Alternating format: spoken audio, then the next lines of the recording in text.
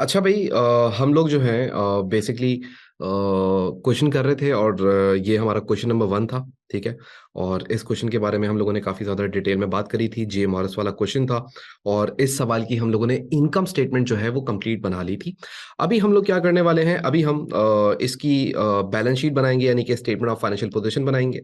अब balance sheet बनाने के लिए ना सबसे पहले आपको कुछ चीज़ें क्लियर होनी चाहिए। दोबारा से मैं रिवाइज करवा देता हूँ। वैसे तो जब मैं टॉपिक आपको जब ये नॉन एडजस्टमेंट वाला पढ़ा रहा था तब मैंने आपको सारी चीज़ें क्लियर की थी। बट फिर भी कभी कभार होता है कि बच्चा कुछ छोटा मोटा दिमाग से उसके निकल जाता है। तो हम बात करेंगे आज की क्लास के अंदर स्टेटमेंट ऑफ फाइनेंशियल पोजीशन के बारे में। ठीक है। तो आप लोग नोटबुक्स निकाल लें और मेरे साथ साथ कॉपी कीजिएगा। ठीक है। तो स्टेटमेंट ऑफ फाइनेंशियल पोजीशन, यार ये जो आपकी स्टेटमेंट ऑफ फाइनेंशियल पोजीशन है ना, इसके बारे में जब हम बात करना स्टार्ट करते हैं तो सबसे पहले याद रखिएगा कि अकाउंटिंग के 5 एलिमेंट्स होते थे, जिसपे 2 एलिमेंट्स मैंने आपको बताए थे कि वो आपकी इनकम स्टेटमेंट में रिकॉर्ड होते हैं। राइट। हम लोगों ने बात करी थी कि यार ये 2 अकाउंटिंग एलिमेंट्स होते हैं जो हम इनकम स्टेटमेंट में रिकॉर्ड करते हैं, इनकम्स और एक्सपेंसेस को, और बाकी के जो 3 अकाउंटिंग एलिमेंट्स हैं वो बैलेंस शीट में रिकॉर्ड होते हैं। और फिर जो ड्रॉइंग्स होती हैं वो भी बैलेंस शीट में जाती हैं, कैपिटल में से जाके सब्ट्रैक्ट हो जाती हैं। वो मतलब ये एक नॉर्मल सा काम हुआ करता था। अच्छा, अब हम लोगों ने यहाँ पे क्या करना है, यहाँ पे भी हम लोगों ने यही सारा काम करना है। यहाँ पे भी हम लोग यही देखेंगे कि यार हमारी जो बैलेंस शीट बनना स्टार्ट होगी तो बैलेंस शीट के अंदर हम सबसे पहली चीज जो रिकॉर्ड करना स्टार्ट करेंगे वो रिकॉर्ड करेंगे टोटल एसेट्स। अच्छा, अब ये जो आपके टोटल एसेट्स होते हैं, टोटल एसेट्स के बारे में अगर हम बात करें तो टोटल एसेट्स का मतलब है non current assets plus current assets. ठीक है। ये दो एसेट्स होते हैं। सबसे पहले तो हम अपनी बैलेंस शीट में इन एसेट्स को रिकॉर्ड करेंगे। नॉन करंट एसेट्स क्या होते हैं आपको पता है, करंट एसेट्स क्या होते हैं आपको पता है। फिर उसके बाद हम एक और सेक्शन बनाते हैं जिस सेक्शन को हम कहते हैं टोटल इक्विटी एंड लाइबिलिटीज।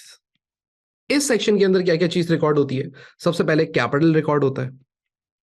मैं आपको ये वाला सेक्शन छोटा सा दिखा भी देता हूं। सबसे पहले आप कैपिटल रिकॉर्ड करते हैं, ओपनिंग कैपिटल। ओपनिंग कैपिटल का मतलब क्या है, यहां पे हम लिखते हैं ओपनिंग कैपिटल। ये वो कैपिटल होता है जो आपको ट्रायल बैलेंस के अंदर गिवन होता है। तो सबसे पहले तो आप यहां पे लाके हेडिंग लिख के बैलेंस शीट के अंदर ये रिकॉर्ड करेंगे। ठीक है।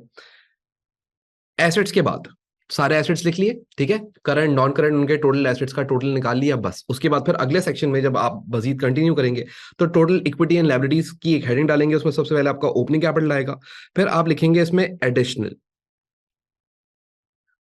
इन्वेस्टमेंट।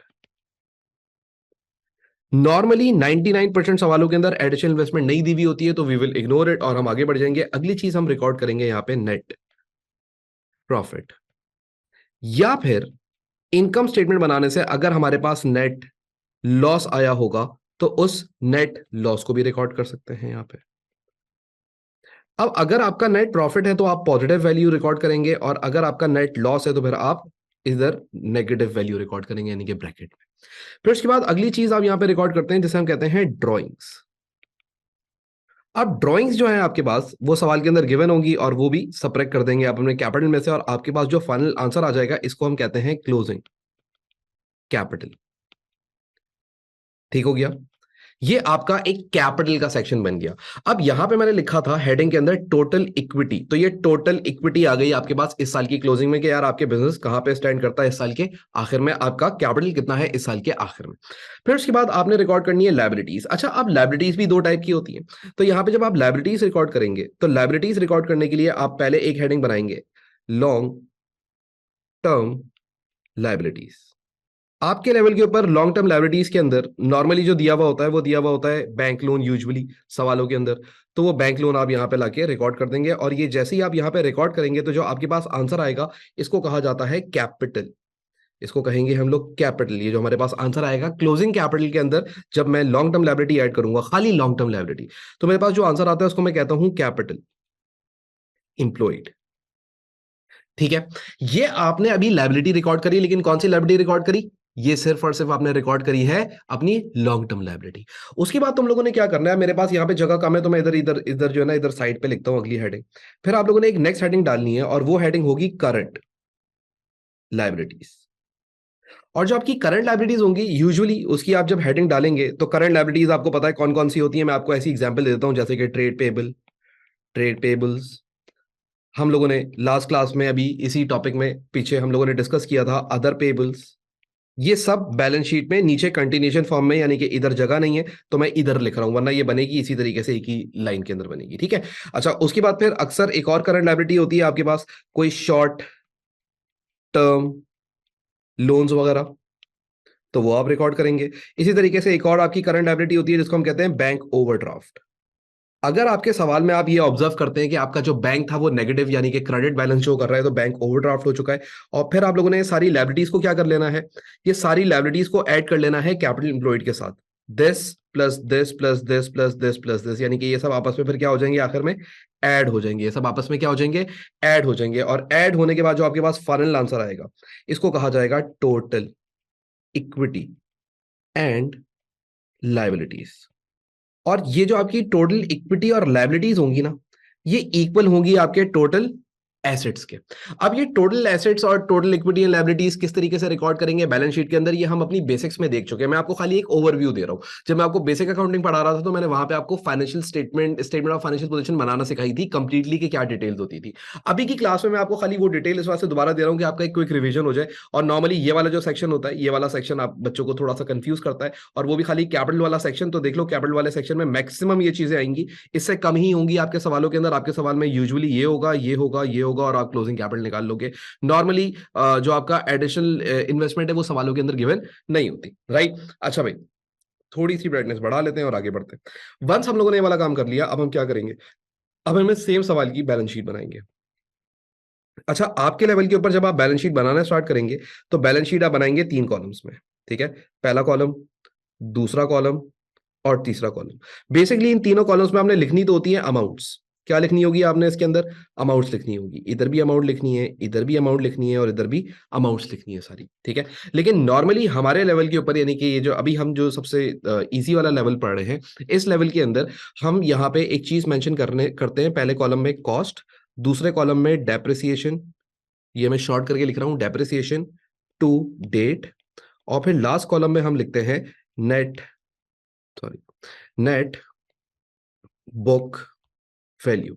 अब याद रखिएगा कि ये 3 कॉलम्स हमारे इस तरीके से बन जाएंगे, और फिर हम लोगों ने अपनी बैलेंस शीट बनाना स्टार्ट कर देनी है। अच्छा, अब हम लोग जब ये बैलेंस शीट बनाना स्टार्ट करेंगे, तो ये बैलेंस शीट बनाने में हमें कोई खास टेंशन नहीं है। सबसे पहले मैंने आपको क्या बताया, आप लोग क्या लिखेंगे, एसेट्स। लेकिन कौन से एसेट्स, सबसे पहले आप हेडिंग लिखेंगे नॉन करंट एसेट्स। अब ये नॉन करंट एसेट्स को आप किस तरीके से रिकॉर्ड करेंगे, देखें, आपके पास सवाल के अंदर ट्रायल बैलेंस दिया हुआ है, और ट्रायल बैलेंस के अंदर आपके पास सारी चीजें गिवन है। तो हम लोग देखते हैं ट्रायल बैलेंस को आके। और यहाँ पे अगर आप आके देखो तो मेरे पास यहाँ पे 2 नॉन करंट एसेट्स नजर आ रहे हैं। एक मुझे नॉन करंट एसेट नजर आ रहा है फिक्चर्स एंड इक्विपमेंट, और दूसरा मुझे नॉन करंट एसेट नजर आ रहा है मोटर व्हीकल। अब अगर आप नोटिस करें तो फिक्चर्स एंड इक्विपमेंट की कॉस्ट कितनी गिवन है मुझे, 760 की। तो मैं यहाँ पे आके लिखूंगा फिक्चर्स एंड इक्विपमेंट। अब देखते जाओ कैसे, फिक्चर्स एंड इक्विपमेंट, और ये है मेरे पास 760 का। डन। अच्छा, अब अगर तुम इक्विपमेंट के बारे में और कुछ देखो डिटेल्स, तो इक्विपमेंट के बारे में, ये जो मैंने अभी 760 के इक्विपमेंट लिखे हैं, इसके बारे में और कोई एडजस्टमेंट थी?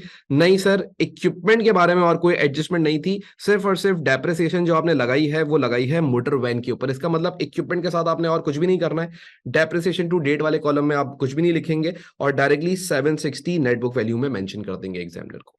फिर अगला जो हमारे पास एसेट है उसका नाम है मोटर वैन। अब मोटर वैन को अगर आप लोग अपने ट्रायल बैलेंस के अंदर देखो, तो मोटर वैन की जो वैल्यू आपको दी हुई है ट्रायल बैलेंस में, वो 1150 की दी हुई है। तो आप लोग क्या करेंगे, इधर 1150 कॉस्ट वाले कॉलम में ले जाके पहले रिकॉर्ड कर देंगे, ठीक है। अच्छा, अब जो मोटर व्हीकल है ना, मोटर व्हीकल को जरा देखिएगा।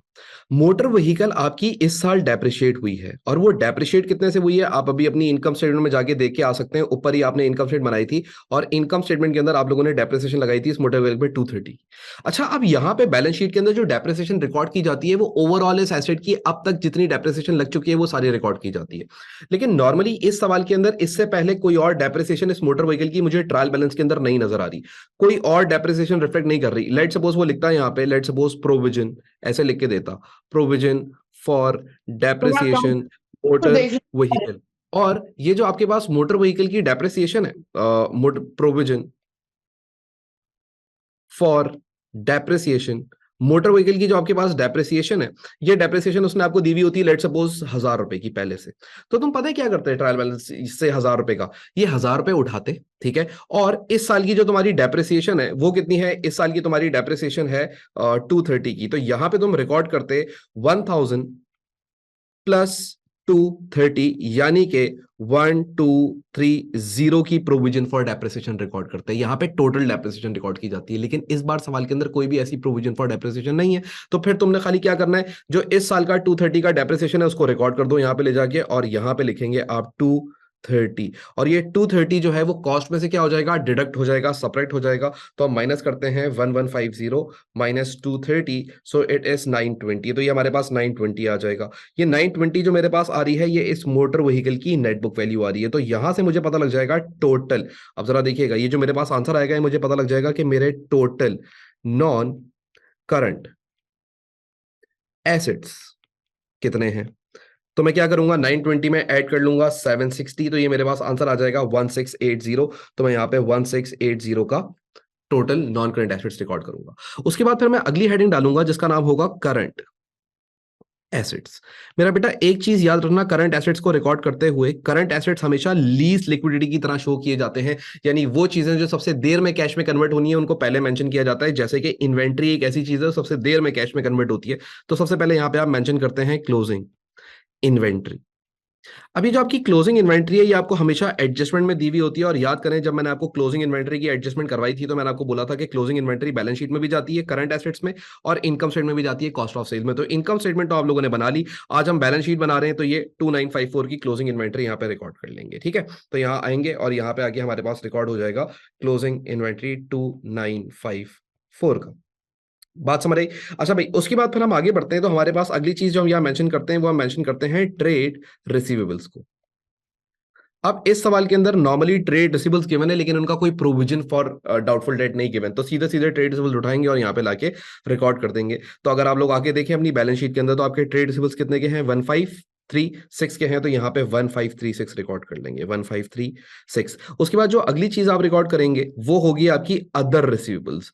अदर रिसीवेबल्स जो है आपके पास, वो क्या है, अदर अदर रिसीवेबल्स का मतलब मैंने क्या सिखाया था, प्रीपेड एक्सपेंसेस या फिर अक्रूड इनकम्स। ये यहां पे इसके अंदर इस हेड के अंदर हम लोग रिकॉर्ड करते हैं। ठीक है, तो ये आपके पास देख लें कि क्या क्या गिवन था सवाल के अंदर। तो अदर रिसीबल के बारे में अगर हम बात करें, तो हम लोग को ये देखना था कि यार हमारे पास अदर रिसीबल्स के अंदर क्या क्या चीजें आ रही थी। ठीक है, तो अदर रिसीबल्स के अंदर आप देखो, कोई आपका प्रीपेड एक्सपेंस था। तो हाँ, हम लोग जब ये काम कर रहे थे, तो हमारा एक प्रीपेड एक्सपेंस कैलकुलेट होके आया था, और वो कितना कैलकुलेट होके आया था, $58 का, जो कि मैंने आपको क्या बोला था, कहां रिकॉर्ड करोगे, अदर रिसीबल्स में रिकॉर्ड करोगे। राइट, ये हम लोगों ने कैलकुलेशन करी थी, ये सारी डिटेल में इसके बारे में बात करी थी हम लोगों ने, ये एडजस्टमेंट नंबर डी थी हमारी। और इधर हम लोगों ने देखा था कि हमारा अदर रिसीबल्स कितने का है, 58 का है। तो इस 58 के अदर रिसीबल्स को यहाँ पे लाके हम लोग क्या करते हैं, रिकॉर्ड कर लेते हैं। तो यहाँ पे 58 रिकॉर्ड कर देंगे। अब याद रखिएगा, अगर और भी कोई अदर रिसीबल्स होते हैं, कोई अक्रूड एक्सपेंस मजीद होते सवाल में, और अगर कोई अक्रूड वो सॉरी प्रीपेड एक्सपेंस अगर मजीद होते सवाल में, और अक्रूड इनकम मजीद होती सवाल में, तो वो इस 58 के अंदर मैं ऐड कर देता। ठीक है, उस 58 के अंदर मैं मजीद उनको भी ऐड कर देता, उन सबको भी आपस में क्या कर देता, ऐड करके यहाँ पे रिकॉर्ड करता। फिर उसके बाद नॉर्मली आप यहाँ पे रिकॉर्ड करते हैं अपने बैंक का बैलेंस। तो हमारे इस सवाल के अंदर जो हमारा बैंक था वो पॉजिटिव था। आए मैं आपको दिखाऊं, जो हमारा कैश एट बैंक था वो कितना था, 1538, और ये पॉजिटिव है। सर पॉजिटिव कैसे पता आपको, बेटा अगर एग्जामिनर ने 1538 के आगे कुछ लिखा हुआ नहीं है, एक तो इसका मतलब है ये पॉजिटिव है, और दूसरी बात, अगर ये 1538 के आगे ऐसे क्रेडिट लिख देता, ऐसे CR लिख देता, इसका मतलब मैं समझ जाता ये ओवरड्राफ्ट बैलेंस है। तो इसने कुछ नहीं लिखा हुआ है, खामोश है, तो जो भी चीज के लिए एग्जामिनर खामोश है, बाय डिफॉल्ट वो आपकी पॉजिटिव फिगर बनेगी। तो ये 1538 आपकी एक पॉजिटिव वैल्यू है बैंक की, तो आप यहां पे रिकॉर्ड कर लेंगे 1538। उसके बाद सवाल के अंदर एक और चीज भी थी करंट एसेट के नाम पे, पेटी कैश। ये जो पेटी कैश था, ये आपको सवाल के अंदर ये पता नहीं इसको क्या हो गया, पेटी, ये जो आपके पास पेटी कैश था सवाल के अंदर, ये देखो आप लोग आके ऊपर यहाँ पे दिया हुआ है $28 का, तो ये $28 का पेटी कैश रिकॉर्ड कर लेंगे यहाँ पे। एंड दैट सेड, ये हमारे सारे करंट एसेट्स रिकॉर्ड हो गए। अब तुम लोगों ने क्या करना है, अब तुम लोगों ने इनके टोटल्स निकालने करंट एसेट्स के खाली। तो करंट एसेट्स के टोटल निकाल लो, 2954 प्लस 1536 प्लस 58 प्लस 1538 प्लस 28। ठीक है, तो ये आ रहा है हमारे पास 6114। अब ये जो मेरे पास 6114 आया है ना, ये क्या है, मेरे टोटल करंट एसेट्स हैं। अब मैंने क्या करना है, इन करंट एसेट्स को नॉन करंट एसेट के साथ ऐड कर देना है, यानी कि this plus this, in order to get total asset. ठीक है, in order to get total assets, तो हमारे पास क्या आ जाएंगे, टोटल एसेट्स आ जाएंगे। अच्छा जी, अब हम लोग टोटल एसेट्स रिकॉर्ड करते हैं। तो यहां पे हम लिखेंगे टोटल, जरा देखिएगा मेरे साथ साथ, टोटल एसेट्स।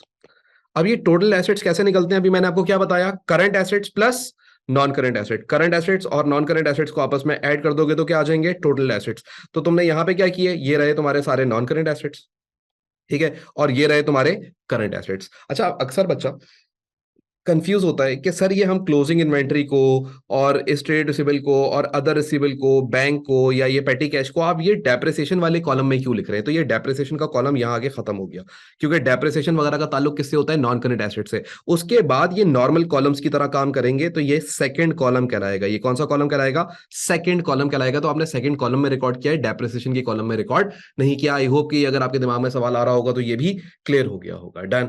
अच्छा, अब आप लोगों ने क्या करना है, आप लोगों ने ये 6114 प्लस 1680 इन दोनों को आपस में आपने ऐड कर लेना है। तो आपके पास जो आंसर आ रहा है वो 7794 आ रहा है। अब ये तुम्हारे पास क्या आ गए, टोटल एसेट्स आ गए। अब तुम लोगों ने क्या करना है, अगला काम, वंस तुम लोगों ने ये वाला सारा काम कर लिया तो अब तुम लोग अगले पेज पे चले जाओगे और अगले पेज के ऊपर तुमने मजीद इसको कंटिन्यू करना है, क्योंकि मेरा पेज तो खत्म हो गया, तुम्हारा तो सेम पेज ही रहेगा। ठीक है, मैं इसी को यहीं से कंटिन्यू कर रहा हूं अब। और अब मैं यहाँ पे क्या कर रहा हूं, अब मैं यहाँ पे एक अगली हेडिंग लिखूंगा और उसका नाम होगा टोटल, देखिएगा जरा, टोटल इक्विटी एंड लाइबिलिटीज। अब ये जो टोटल इक्विटी और लाइबिलिटीज में रिकॉर्ड करूंगा ना, ये टोटल इक्विटी और लाइबिलिटीज के अंदर सबसे पहले मैं लिखूंगा अपना ओपनिंग कैपिटल। अब ये मैं आपको बता चुका हूं कि ओपनिंग कैपिटल जो होता है ये आपके ट्रायल बैलेंस में गिवन होता है आपको। तो आए मैं आपको दिखाता हूं कि कैपिटल कैसे गिवन है ओपनिंग। ये रहा। सर आपको कैसे पता ये ओपनिंग कैपिटल है, क्लोजिंग भी तो हो सकता है। बेटा देखो डेट क्या दी हुई है, 1 जुलाई 1973। ये कौन सी डेट है, इस सवाल की ओपनिंग डेट है। याद है हम लोगों ने बात करी थी कि 1 जुलाई 73 को बिजनेस स्टार्ट हुआ होगा और इनकी क्लोजिंग हो रही है 30 जून 1974 को। तो ये ओपनिंग कैपिटल ही दिया हुआ होता है। और नॉर्मली ट्रायल बैलेंस के अंदर दो चीजें ओपनिंग हमेशा देता है एग्जामिनर, एक ओपनिंग कैपिटल और एक ओपनिंग इन्वेंट्री। देख रहे हो ये दो चीजें, ये दो चीजें आपको सवाल के अंदर डायरेक्टली एग्जामिनर देगा, ओपनिंग इन्वेंट्री और ओपनिंग कैपिटल। ठीक है, अच्छा जी, अब आप लोग क्या करेंगे, ओपनिंग कैपिटल यहाँ पे लाके रिकॉर्ड कर लें। उसकी वैल्यू कितनी है, 4900। तो हम यहाँ पे रिकॉर्ड करते हैं 4900। ठीक है सर, कॉलम्स अगर आगे पीछे करते हैं, देखो यूजुअली सारा काम सेकंड कॉलम में ही हो रहा होता है और फाइनल कॉलम के अंदर फाइनल फिगर्स जारी होती हैं, तो आपको कुछ खास टेंशन लेने की जरूरत है नहीं इस बात को सोचने के लिए। ये नॉर्मल सी चीज है। तो सेकंड कॉलम ज्यादा यूज होता है। उसके बाद फिर आपके पास एडिशनल इन्वेस्टमेंट सवाल में थी नहीं, तो अब आप लोग क्या करेंगे, नेट प्रॉफिट रिकॉर्ड करेंगे। मेरा बेटा नेट प्रॉफिट आपके पास इनकम स्टेटमेंट जो आपने ऊपर पार्ट ए में बनाई थी वहां से आपको मिल जाएगा। अब अगर आप अपने नेट प्रॉफिट को देखें तो नेट प्रॉफिट आपका कितना आया था इनकम स्टेटमेंट बना के, ये आप लोगों ने बनाया हुआ है और 2622 का नेट प्रॉफिट है। तो यहाँ पे आए और यहाँ पे आके 2622 रिकॉर्ड कर ले, 2622। इसके बाद आप क्या करें, इसमें से लेस कर दीजिएगा ड्रॉइंग्स को। अभी जो आपकी ड्राइंग्स है ना, इसके साथ एक छोटा सा इस सवाल के अंदर था गेम, कि एक तो ड्राइंग्स इसने आपको दी हुई है सवाल के अंदर, फिर याद है हम लोगों ने बात करी थी कि यार एक ड्राइंग थी जो आप लोगों ने रिकॉर्ड नहीं करी हुई थी, ये एडजस्टमेंट नंबर बी थी। Morris has taken goods from stock value 94 for his own use and no entry had been made. तो इसने एक ड्राइंग्स करी थी 94 की मजीद और उसकी कोई एंट्री बुक्स में नहीं बनाई हुई, तो ये 94 रिकॉर्डेड नहीं था। और अगर 94 रिकॉर्डेड नहीं होगा तो 94 इस ड्राइंग्स की वैल्यू में एडिट भी नहीं होगा। तो आपने क्या करना है, इस 94 को इधर ऐड कर लेना है। तो 1610 में 94 ऐड करके शो करेंगे। तो सर कैसे करें, यहाँ पे आप ब्रैकेट खोल लें, वन कितना था, 1610 प्लस 94 की वो ड्राइंग्स थी जो आपने ऐड नहीं की हुई थी, ये बुक्स के अंदर रिकॉर्डेड नहीं था। तो अब हम क्या करेंगे, 1610 प्लस 94, तो यहां पे आ जाएगा मेरे पास आंसर 1704। और अब अगर तुम देखो तो मेरे पास और कोई चीज नहीं है, तो यहां पे मैं इसको एडलेस कर लेता हूं, तो मेरे पास आ जाएगा 4900 प्लस 2622 माइनस 1704। तो ये जो मेरे पास आंसर आ रहा है ये आ रहा है 58। ये आंसर जो मेरे पास आ रहा है ये आ रहा है 5818। इसको मैं कह दूंगा कि ये आ गया मेरा क्लोजिंग कैपिटल, यानी कि इस साल का क्लोजिंग कैपिटल। याद रखिएगा ओपनिंग कैपिटल कब का था, 1 जून था या जुलाई था, फर्स्ट हम लोगों ने लिखी थी ना, 1 जुलाई था। ठीक है जी, तो यहाँ पे हम लिखेंगे ये 1 जुलाई का है 1973 का, और ये जो है आपके पास ये 30 जून 1974 का आपने क्लोजिंग कैपिटल कैलकुलेट कर लिया है। ठीक है। तो ये आपका क्लोजिंग कैपिटल आ गया 5818 का। अब इस सवाल के अंदर ना कोई लॉन्ग टर्म लायबिलिटी नहीं थी। याद करो अभी मैंने पढ़ाते हुए क्या बोला था कि जब तुम्हारा क्लोजिंग कैपिटल आ जाए तो उस क्लोजिंग कैपिटल के नीचे तुमने किसको ऐड कर देना है, लॉन्ग टर्म लायबिलिटीज को। लॉन्ग टर्म लायबिलिटीज मतलब बैंक लोन वगैरह टाइप की कोई चीज। तो इस पूरे ट्रायल बैलेंस में देखो तो तुम्हें कहीं पे भी कोई बैंक लोन या कोई लॉन्ग टर्म लायबिलिटी नजर नहीं आएगी। इस पूरे बॉक्स में देख लो तो कहीं पे भी तुम्हें लॉन्ग टर्म लायबिलिटी नजर नहीं आएगी। और अगर तुम्हें लॉन्ग टर्म लायबिलिटी नजर नहीं आ रही तो कुछ भी नहीं करना तुम लोगों ने, कोई कंफ्यूजन का शिकार होने की जरूरत नहीं है। डायरेक्टली इसके नीचे आप लिख देंगे अगली हेडिंग और वो होगी करंट लायबिलिटीज की। अगर तो लॉन्ग टर्म लायबिलिटीज होती तो फिर तो कोई मसला नहीं था। ठीक है, तो उसके नीचे लॉन्ग टर्म लायबिलिटीज, यहां पे हम हेडिंग डालते हैं लॉन्ग टर्म लायबिलिटीज की। ठीक है, इधर हम लिखते हैं लॉन्ग टर्म लायबिलिटीज। बट अभी लॉन्ग टर्म लायबिलिटी सवाल में नहीं है तो मैं अगले स्टेप पे चला जाऊंगा और वो कौन सा है, करंट लायबिलिटीज। अब करंट लायबिलिटीज के अंदर मैंने आपको बताया था कि यार नॉर्मली तो ट्रेड पेबल्स होते हैं सवालों के अंदर, तो वो आप रिकॉर्ड करोगे यहाँ पे ट्रेड पेबल्स। अब अगर आप लोग आके देखें यहाँ पे तो आपके जो ट्रेड पेबल्स हैं वो कितने के हैं, वो आपके सवाल के अंदर गिवन है और वो है 1920 के ट्रेड पेबल्स, राइट। तो ये 1920 के ट्रेड पेबल्स रिकॉर्ड कर लेंगे। अच्छा, उसके बाद फिर आप अगली चीज यहाँ पे रिकॉर्ड करेंगे जिसको हम कहते हैं अदर पेबल्स।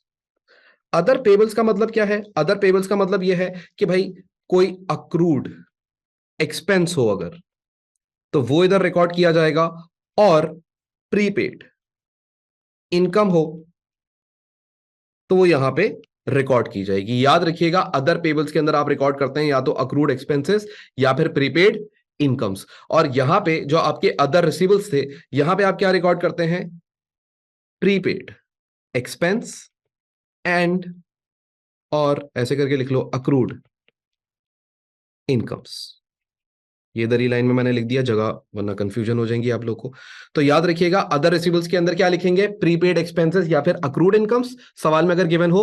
और अदर पेबल्स में आप क्या लिखेंगे, आपकी ये क्या कहते हैं अपना accrued expenses and prepaid incomes. ठीक हो गया, डन।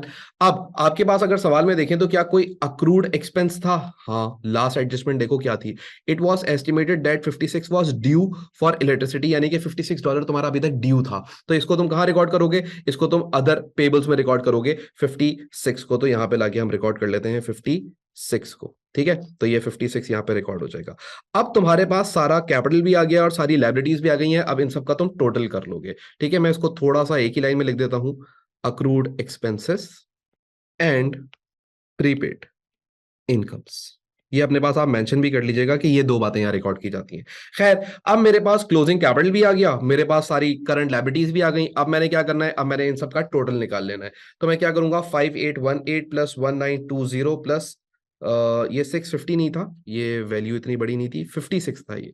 ठीक है, तो इसको जरा सही कर लीजिएगा, ये 56 है, मैंने इधर 650 लिख दिया, ये 56 है।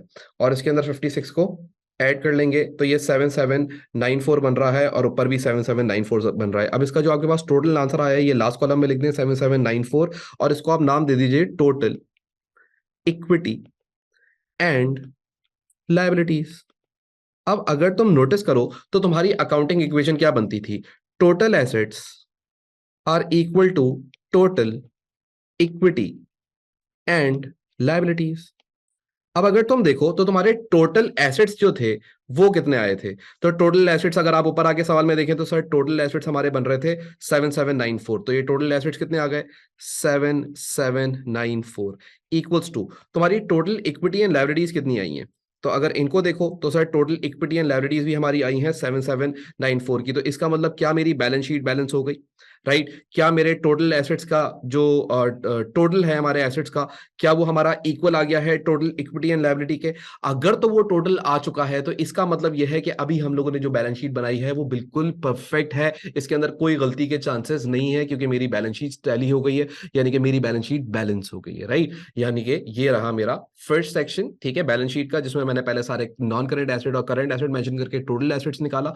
और फिर सेकंड फेज के अंदर आके मैंने टोटल इक्विटी एंड लायबिलिटीज निकाली। टोटल इक्विटी वाला सेक्शन मैंने आपको बता दिया, सबसे पहले ओपनिंग कैपिटल, फिर नेट प्रॉफिट, अगर कोई ड्रॉइंग्स होंगी तो उसको लेस किया जाएगा, क्लोजिंग कैपिटल आ जाएगा। क्लोजिंग कैपिटल के अंदर अगर लॉन्ग टर्म लायबिलिटी हो सवाल में तो इधर ऐड कर लीजिएगा, और अगर लॉन्ग टर्म लायबिलिटी नहीं हो तो डायरेक्ट करंट लायबिलिटीज को ऐड कर लीजिएगा। डन हो गई बात, और आपका सवाल बैलेंस हो जाएगा। आई होप कि एक पूरा सवाल बहुत छोटा सा सवाल था, बहुत बेसिक सा सवाल था, but I took a lot of time in solving this question. Why? Because I want you all to clear all your concepts कि यार इसमें हो क्या रहा है, क्या चीजें हैं जो हमें बिल्कुल क्लियर होनी चाहिए, क्या चीजें हैं जो हमारे दिमाग में होनी चाहिए। तो आई होप कि भाई ये आपका जो पूरा क्वेश्चन था हम लोगों ने यहाँ से स्टार्ट किया था, इनकम स्टेटमेंट बनाई थी, आधी इनकम स्टेटमेंट ये रही, बाकी का हाफ कंटिन्यूएशन फॉर्म के अंदर ये रहा। उसके बाद फिर ये आपने थोड़ी सी बैलेंस शीट के बारे में कुछ बातें पढ़ी, और उसके बाद फिर आप लोगों ने ये बैलेंस शीट का फर्स्ट सेक्शन बनाया जिसके अंदर टोटल एसेट्स निकाले, और फिर ये आखिर में आपने अपनी बैलेंस शीट में एक टोटल इक्विटी और लायबिलिटीज लिख के बैलेंस शीट को बैलेंस कर दिया। आई होप कि ये सारी बातें आप लोग को क्लियर हो चुकी होंगी। सही है?